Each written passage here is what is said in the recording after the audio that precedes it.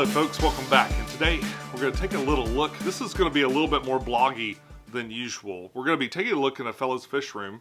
I'm going to talk to you a little bit about where I've been for the past couple of months, and we'll go from there, right?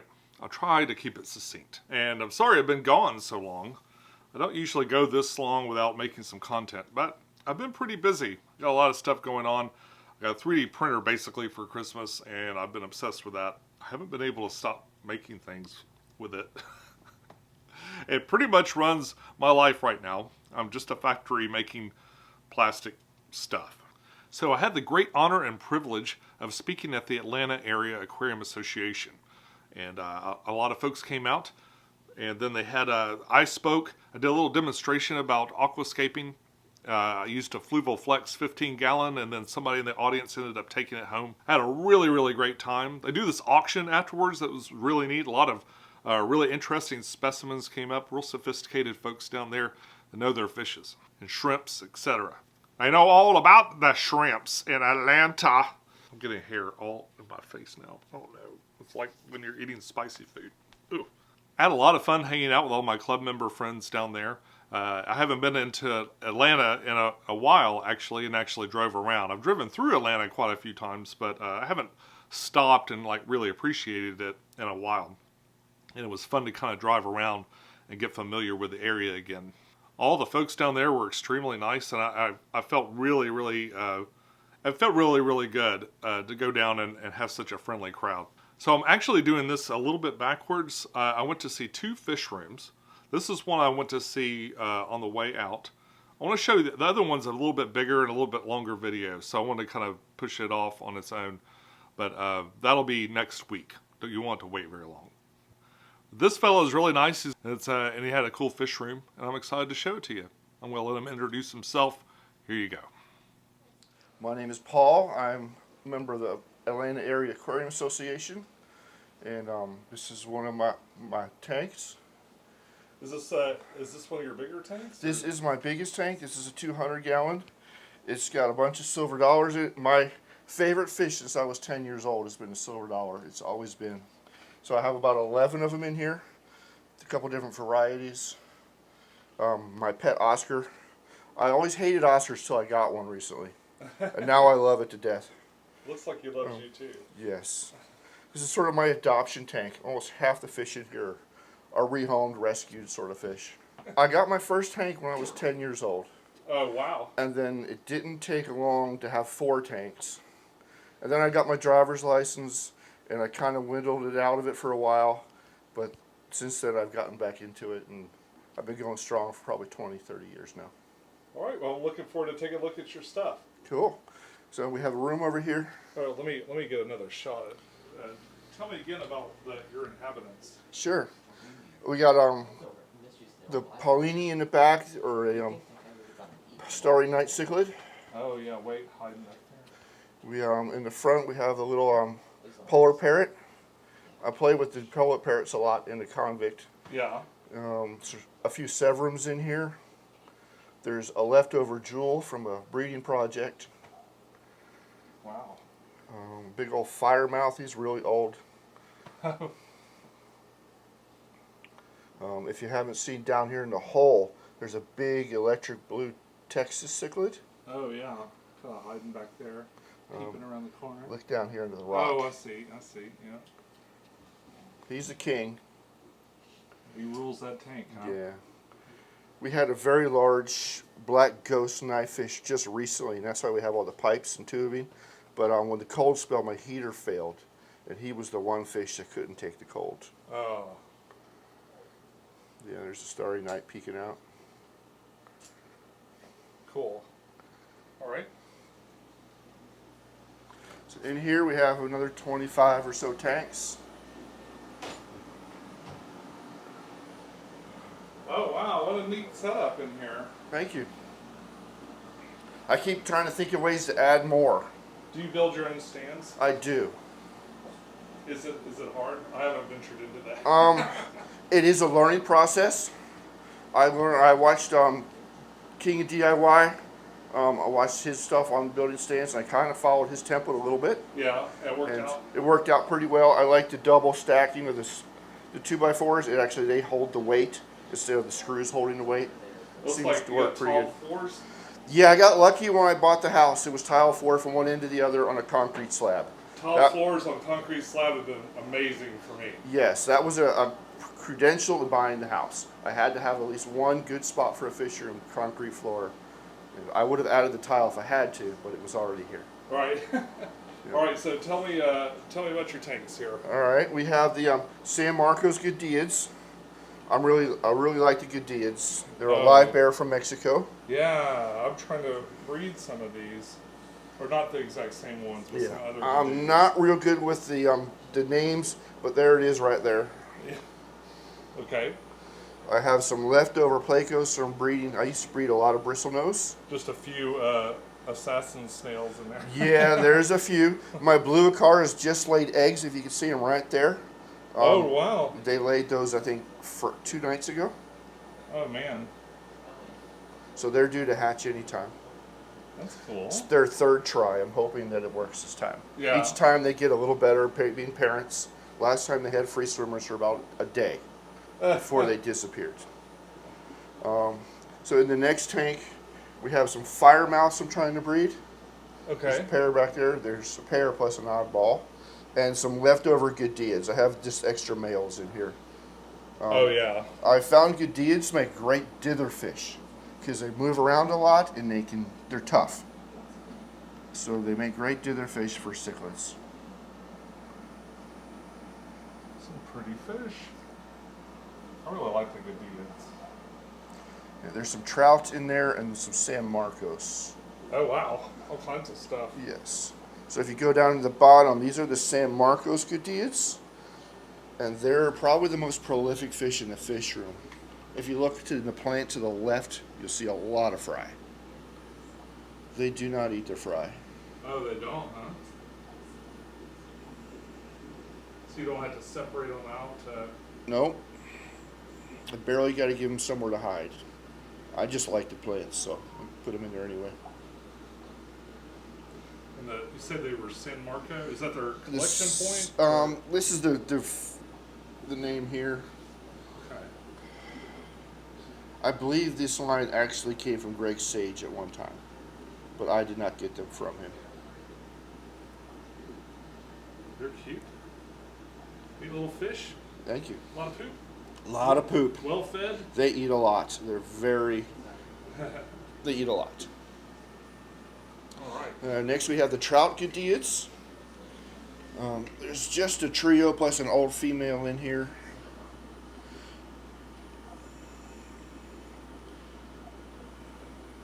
I'm trying to regrow this colony. Yeah. I had a disaster over the summer. I was away for 2 weeks, and the PVC pipe for my central air system came apart Oh, no. while I was gone, and pretty much every tank in here crashed. Oh, that's terrible. These guys took the worst of it, but I still have a few. Are you mostly air driven? Yes. I guess there's good and bad in that. Maybe you got a central point of failure, but also a very efficient way to run all your filters and stuff. Yes. Too, so. Unfortunately, this house was built with the whole basement's on one breaker. Oh, really? And so when there's too many air pumps and too many things going on, the heater kicks on and it will pop the breaker. So I got rid of all the air pumps and went with one pump, and that seemed to fix the problem. Yeah. We have some mollies or platies down there, and there's also a trio of sailfin mollies that were collected in Florida.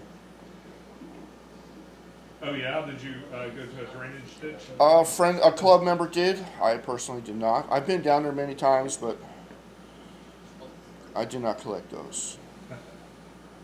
Do you sell the fish that you breed in here, or? Yeah, I sell most of them through the club. Yeah.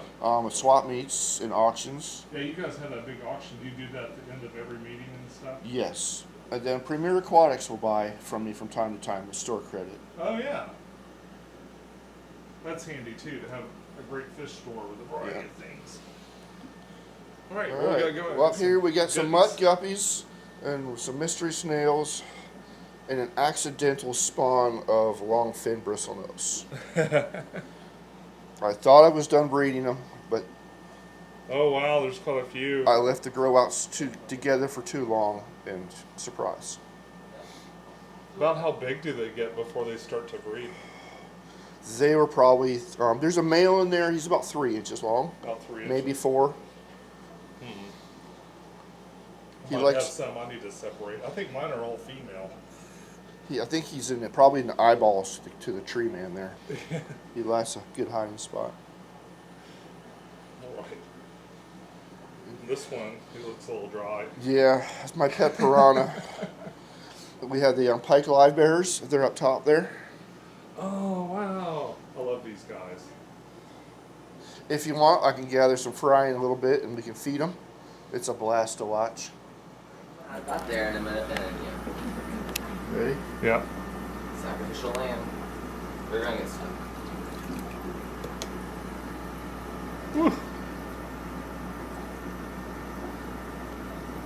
They love their food.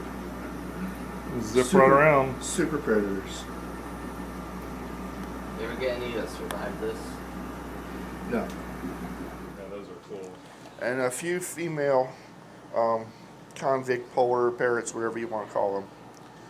There's Oh, nice. keeping some females separate from the male grow outs.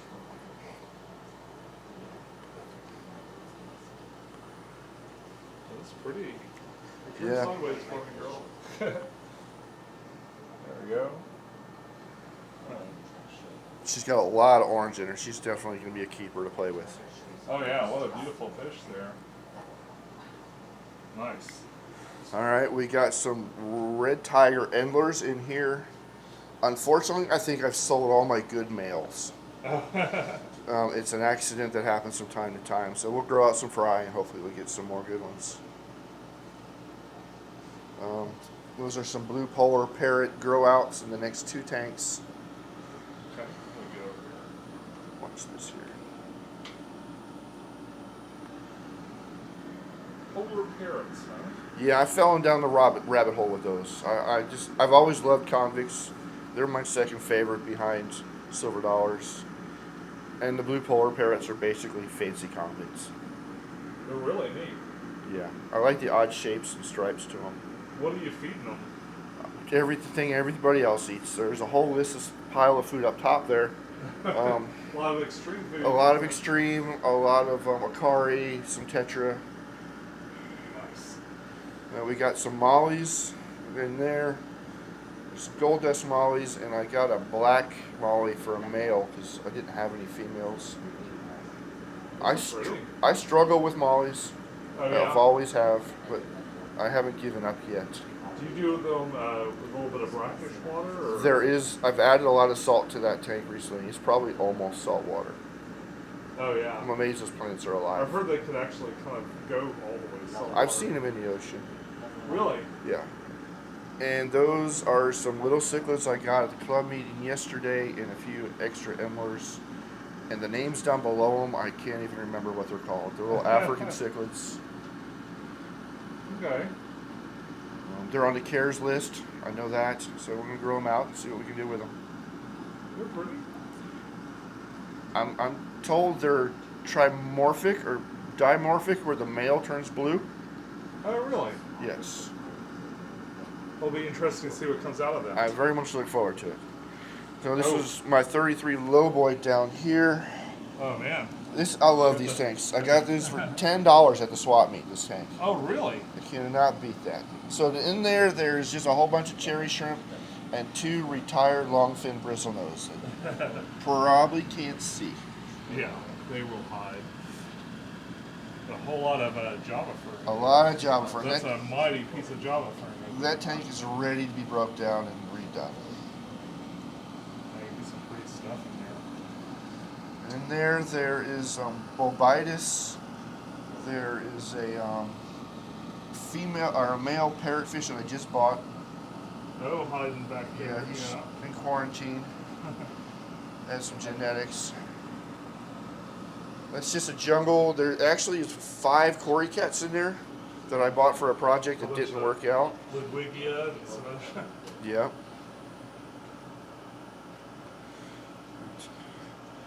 This stuff here I bought as a water plant.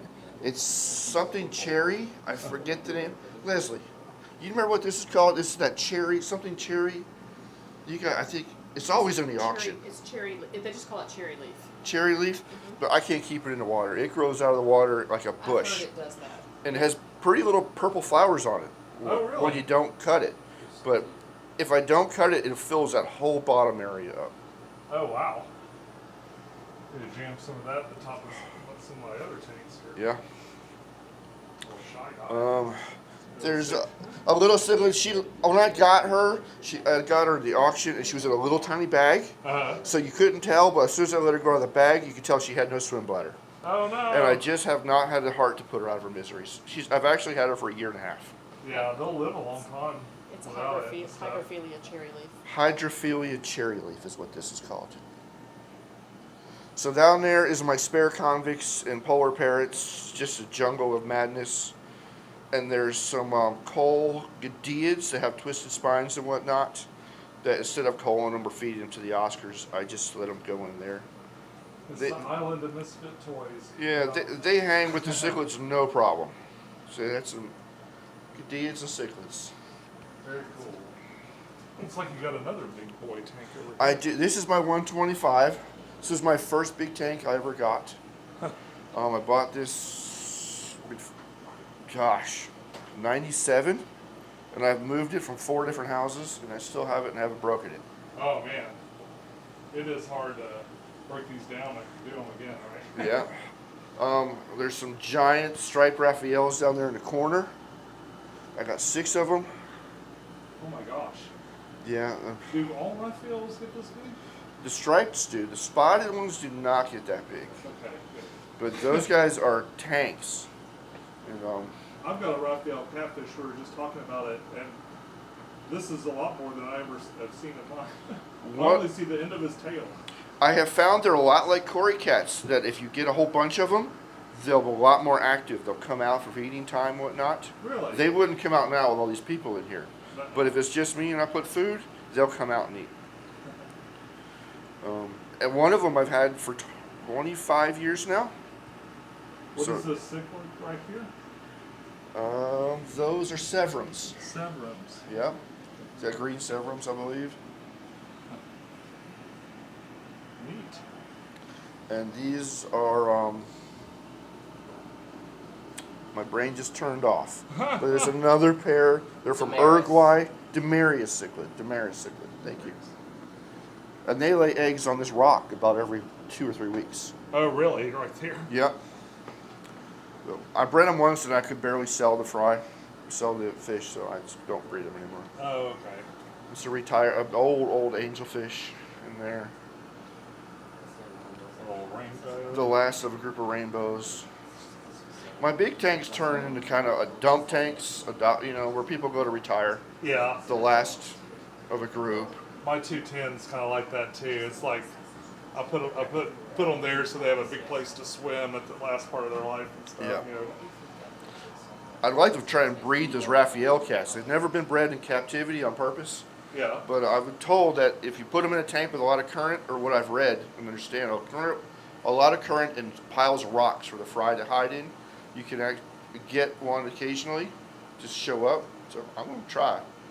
You got Like- any breeding tips? What's your big? Is there any one thing that kind of unlocked a lot of good breeding for you? Clean water.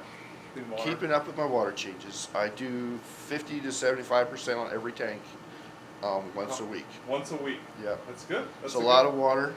I pump everything in this trash can behind you, and then there's a pump in there that pumps it to my garden outside where I recycle it to grow veggies all summer.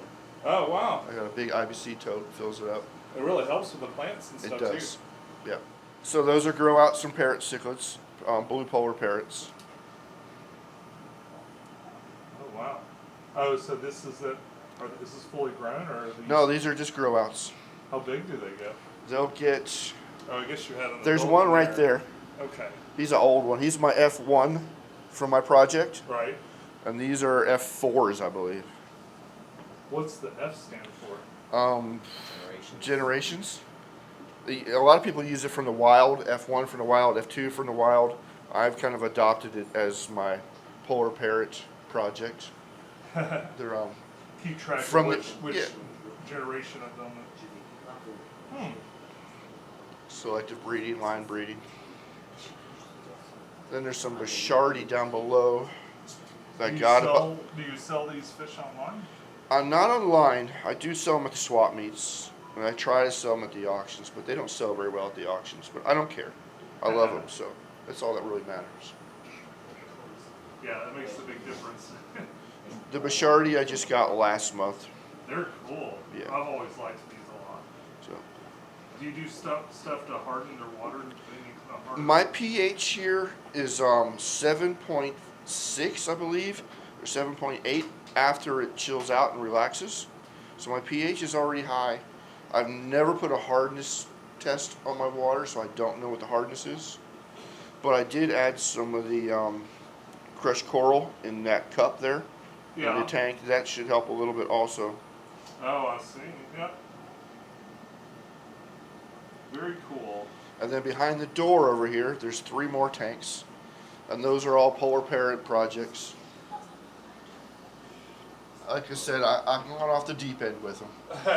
Yeah, you really like the polar parrots. Yeah, so there's a female in the pot there, and I believe she's got eggs now. And the male's probably hiding underneath. He's a white one. Oh, cool. Do they like the flower pots? They do. This pair I just introduced on Friday, and they like each other. They're hanging out, but they haven't done anything yet. How do cichlids breed in the wild without flower pots? Rocks. But they kind of, it's like a cave spawner? Yeah, I believe these guys are like caves. Yeah. And these are more grow outs, and my original female is down there. As you can see, a big fat female. That's the original. There she is poking out the cup. Yeah. Hello. So I started with her. I got her as a project for my work tank, but she didn't work out. Oh, yeah. And so she came home and she bred with a regular convict. And then I started breeding the fry back to her. And I've done that for 3 generations. And that's how I started to get some really nice blues and different markings. They're really, really pretty. I like these a lot.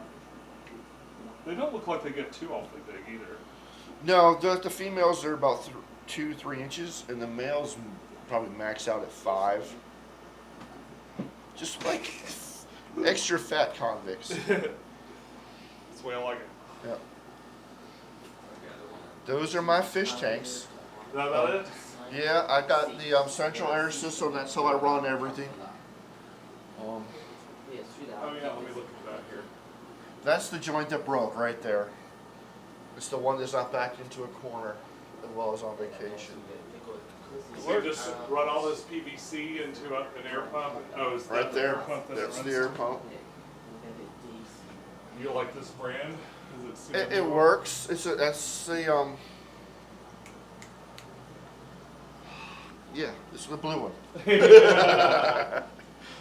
That's really cool. And I have a backup underneath it, down on the bottom on the floor, just in case. Right, in case you need to go for auxiliary.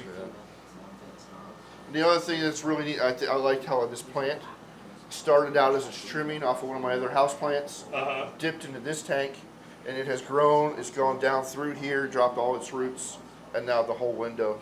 It's pretty cool. Dwarf Schefflera, I believe is what it's called. Oh, wow. Yeah, I recently had to trim up my plant like that because it was taking over the window. It just I used to have the pothos. It took, you can see it on the wall. This Oh, yeah. whole wall was covered in it. It was down through all the tanks. It was growing on the floor underneath the tanks. it'll readily attach itself to anything. When I got tired of catching fish in it, I think I filled 5 5-gallon buckets Oh, with wow. the cuttings that came out of here.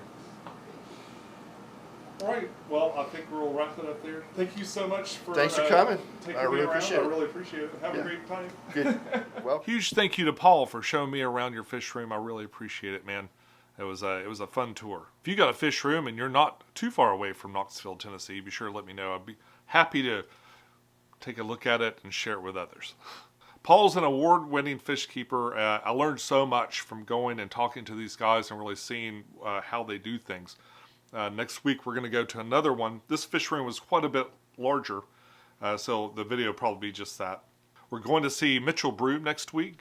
He has a fairly automated setup, and it has to be automated probably because it's elaborate. And I can't wait to share it with you. Actually, I can wait 1 week, so it'll be out this Sunday. Be sure to check in then. What? Okay, Kat says I gotta wrap it up. Until next time, follow your bliss, keep a clean tank, and I'll see you soon. Bye-bye.